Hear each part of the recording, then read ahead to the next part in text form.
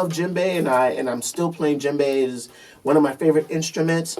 But something really is special about Haitian drumming. You know, even if I wasn't Haitian, I know many people who aren't Haitian, who are percussionists. When they see Haitian drumming, they know that there's something special about this versus all the different, African diasporic rhythms that are going on. Something is specific and special about Haitian drumming.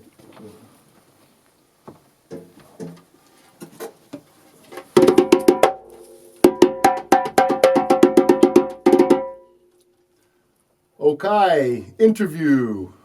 Take one.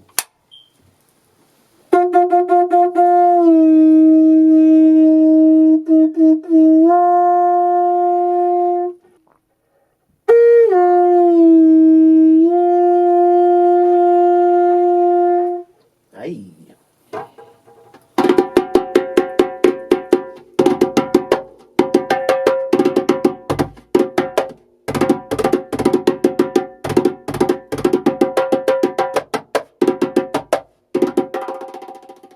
So I am from Brooklyn, New York. What up, all my Brooklynites? East Flatbush to be exact. And my artist name is Okai Music. And I chose that name because of where my parents are from. Both of them were born in Okai. So I have, generations upon generations that are from Okai, Okai, Haiti. I wished I lived there. I've never been to Haiti for more than a month. My last time actually in Haiti was 2016, because that's where I got married, a destination wedding, and it was one of the highlight moments of my life. Before 2016, I've been to Haiti in 2014. One of my first times in Haiti was 1997.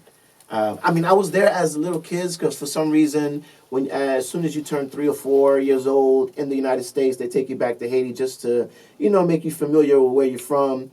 And I still have fond memories of that, little glitches of memories. Moi commencé à jouer tambour dans Brooklyn from like 4 to 5 years old.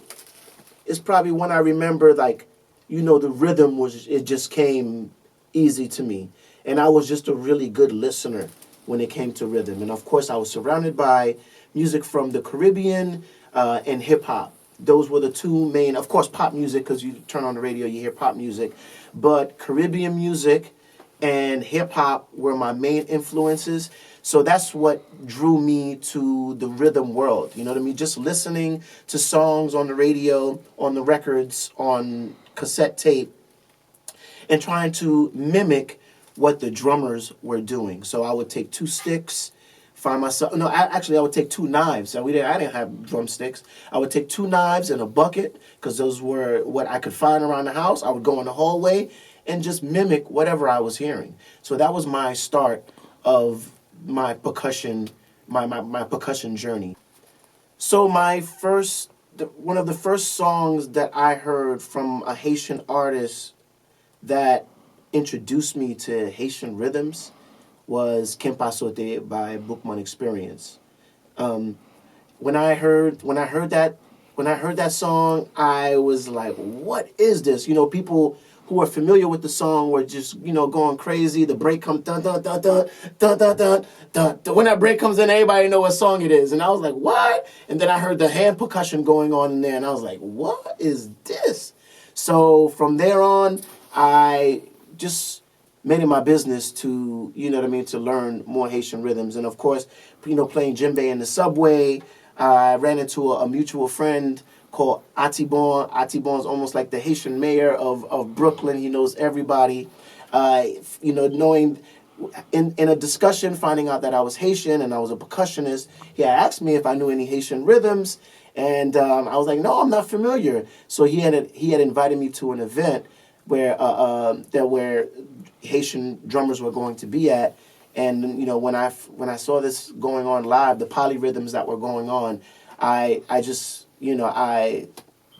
made it my business to try to learn as many Haitian rhythms as I could. My percussion world started in the Christian church, heavy Christians. My parents, we were in church from like Monday to Sunday. You know what I mean? I every other day we were in church for hours. And of course I gravitated towards the drum set.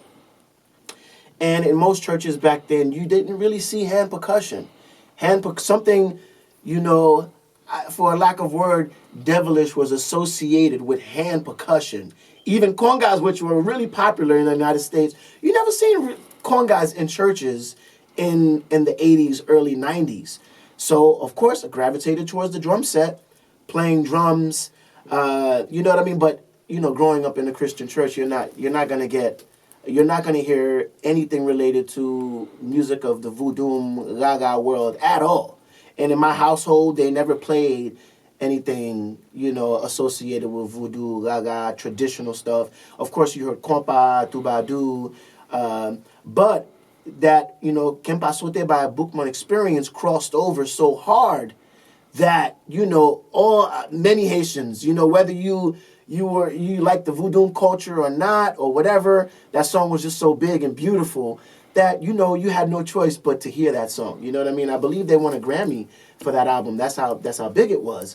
So that's how it kind of sneaked into my world. You know what I mean? And then, but like I said, I you know, growing up over here, I was more into, like, you know, reggae, hip hop, salsa, stuff like that. And you know, starting to play more hand drum, that's when I started gravitating towards the Haitian drumming. Yeah, I learned a lot of my rhythms, a lot of Haitian drummers. Not any particular order, but CU, I picked Jamali's brain, I picked Morgan's brain, I picked Fanfan's brain.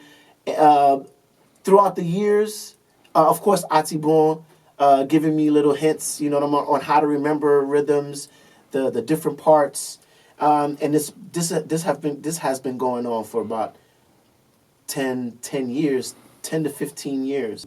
So yeah, these are a few of the guys that I can remember that, you know, were helpful enough to be like, you know what I mean? Like, yo, let me put you on, you know what I mean? Or me just like being persistent and asking, you know what I mean? Like, because some drummers, boy, they, like, you know, they hold on to these rhythms, and I don't blame them, you know what I mean? Because these rhythms are very sacred, and they hold a lot of there's a lot of secrets within these rhythms. You know what I mean? So as a drummer that has passion for hand drums and passion for the Haitian culture, for the voodoo culture that was associated with the revolution, you just have to keep asking questions and keep pounding them every time I see them. You know what I mean? So, and I am still a student. I am still learning to this day. Although I teach a lot of drumming, a lot of hand percussion, I am still a student, and I think I will always remain a student because I also learn a lot of different rhythms from the African diaspora.